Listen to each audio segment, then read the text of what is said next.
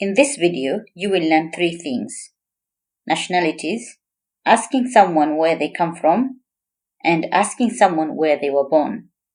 Let's start with nationalities. Utaifa. Utaifa. It means nationality.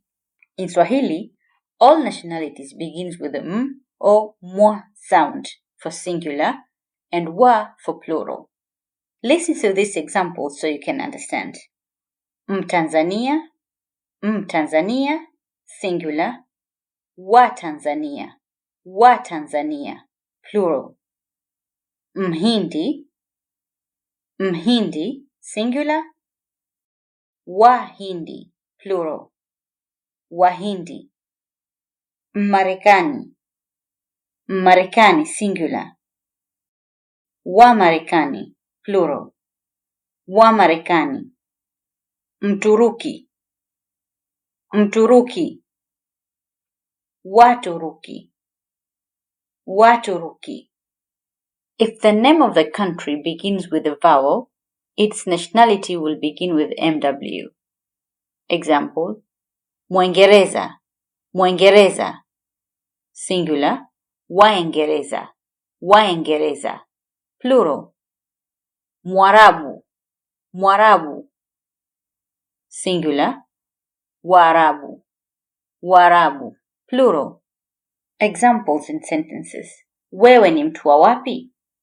Wewe ni mtu wa wapi? Mimi ni Mtanzania. Mimi ni Mtanzania. Wao ni Wasomali. Wao ni Wasomali. Baba yao ni Mfaransa. Baba yao ni Mfaransa. Mimi ni Mtanzania. Wewe je? Let me know in the comment section below. Asking where someone comes from. Unatoka wapi? Unatoka wapi? Unatoka wapi? It means where do you come from for singular. Mnatoka wapi? Mnatoka wapi? Where do you come from for plural. Anatoka wapi? Anatoka wapi? Where does he or she come from? Wanatoka wapi? Wanatoka wapi? Where do they come from? Examples: Grace ni Marekani. Anatoka California.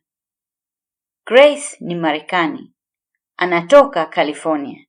Ali na Salha ni Waarabu. Wanatoka Dubai. Ali na Salha ni Waarabu. Wanatoka Dubai. Asking someone where they were born. Umezaliwa wapi? Umezaliwa wapi? Where were you born? Mmezaliwa wapi? Mmezaliwa wapi? Mmezaliwa wapi, it means where were you born for plural. Amezaliwa wapi? Amezaliwa wapi? Where was he born? Wamezaliwa wapi? Wamezaliwa wapi? Where were they born?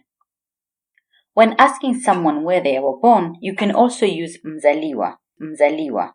Examples: Wewe ni mzaliwa wa wapi? Wewe ni mzaliwa wa wapi? O, yeye ni mzaliwa wa wapi? Wao ni wazaliwa wa wapi? Nyinyi ni wazaliwa wa wapi? Mimi nimezaliwa Zanzibar.